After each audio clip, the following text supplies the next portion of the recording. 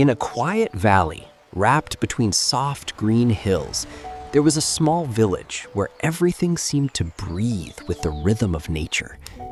The people who lived there were made of wood, carved not by hands alone, but by generations of life shaped through forest, river, and wind. They were simple, kind-hearted, and deeply connected to the land that sustained them. Among them lived two siblings, Nox and Nova. Nox was the elder brother, strong and thoughtful, with carved patterns on his wooden skin that looked like river lines. Nova, his younger sister, was gentle and bright, her voice soft like wind passing through leaves. Their family survived by fishing in the spring canal that flowed through the village. Every morning, Nox would go down to the sparkling water, cast his net, and bring back fish that Nova would help sell in the market. It was not a wealthy life, but it was peaceful, filled with laughter, shared meals, and dreams that didn't ask for too much. The villagers were woodworkers. They shaped wood into tools, furniture, and homes. It was their tradition, their craft, and their pride. But there was another group too, people the villagers called nature folk. These were beings who believed the forest was alive in a deeper way, that every tree had a spirit and every branch had a voice. Sometimes there was understanding between the two groups, and sometimes silence, and sometimes silent tension. One morning, the sky was unusually pale, as if it had forgotten how to shine properly. Nox went fishing alone. Nova had stayed back to repair their fishing baskets. The canal was calm, almost too calm. The water reflected Nox's wooden face like a mirror holding its breath. He cast his net once, twice. The fish were fewer than usual. Then something strange happened. A ripple moved through the water, not like wind, not like fish, but like something pulling him gently downward. Nox stepped back, but the bank beneath him gave way. The world tilted. The water rose like a silent hand and pulled him in. "Nova!"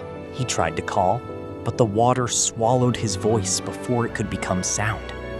The canal carried him deeper, farther, into places no villager had ever seen. Above, the village searched. Nova ran to the bank, screaming his name until her voice broke into pieces. The villagers combed the water, the reeds, the stones. Days passed, then weeks. But Nox was gone. Nova stopped eating properly. She stopped speaking much. Every evening she would return to the canal and sit there until night swallowed the hills. The water kept flowing, indifferent, as if it had never taken anything at all. But Nova knew better.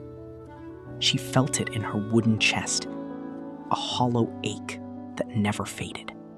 "I will wait for you," she whispered into the water every night.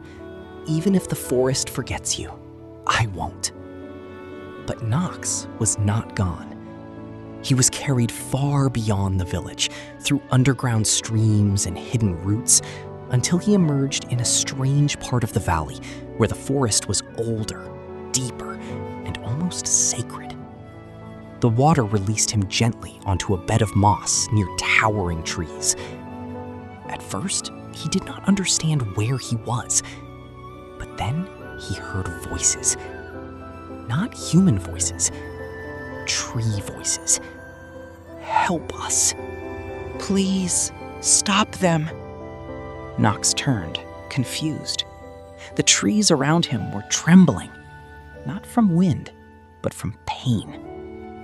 In the distance, he saw figures made of wood like him, but harder, rougher, shaped by tools rather than growth. They were cutting down trees with axes, laughing, collecting timber without listening to the cries of the forest. Each falling tree released a sound like a sigh breaking apart.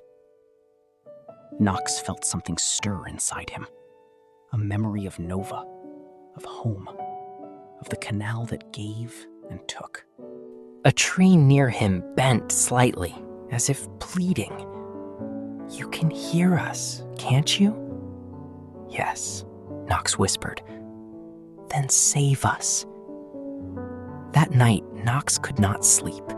The sound of chopping echoed through the forest like a heartbeat growing weaker with every strike. He realized something painful. His own village, the woodworkers, were part of this destruction. Not out of cruelty, but out of habit. Survival had become harm. But knowing did not make it easier. "What can I do?" he asked himself. "I am just one." Then an idea came, quiet at first, like a spark refusing to die. If they could not cut without tools, then the tools had to disappear. Under the cover of darkness, Nox began moving through the villages near the forest edge. Every night, he slipped silently into storage sheds and workyards. He took axes, saws, cutting tools, anything that could harm the trees. He never attacked anyone. He never made noise. He simply removed what caused pain. At first, the villagers were confused, then frustrated, then fearful. How are our tools disappearing? Is the forest doing this? But no one saw him. One night became many nights. 1 week became a month. Slowly, the cutting slowed. The forest began to breathe again. Saplings that once trembled began to stand a little taller. Birds returned hesitantly, like children coming back after a long silence. Nox did not feel like a hero. His wooden hands were always tired. His heart felt split between two worlds, the people he once called home and the forest that had called him back. But every time doubt rose in him, he remembered Nova, sitting alone by the canal, waiting for something that might never return. "I must make this world gentler," he whispered into the night. "For her, and for everything that still lives." Weeks later, the village of woodworkers realized they could no longer continue as before. Without tools, they were forced to stop. And in that silence, something unexpected happened. They began to listen. For the first time, they heard the forest not as material, but as living presence. And then, one evening, as Nova sat by the canal once again, something changed in the water. It shimmered, not like before, but like memory returning. A figure rose from the stream, slowly, gently. "Nox," Nova whispered, afraid to believe. He stepped onto the bank. Water dripped from his wooden skin like tears finally finding ground. "I came back," he said softly. Nova ran to him and held him tightly, as if afraid he would dissolve again into water and silence. For a long moment, neither spoke. They didn't need to. Behind them, the hills stood quiet.